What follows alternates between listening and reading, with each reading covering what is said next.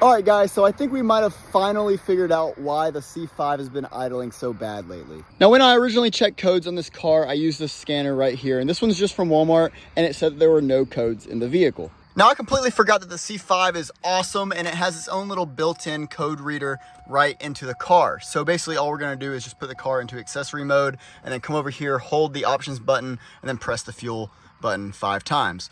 And just like that, it's gonna bring up our diagnostics menu, which you can see, we clearly have one code in the PCM. I believe we can just press one of them and bam, right there.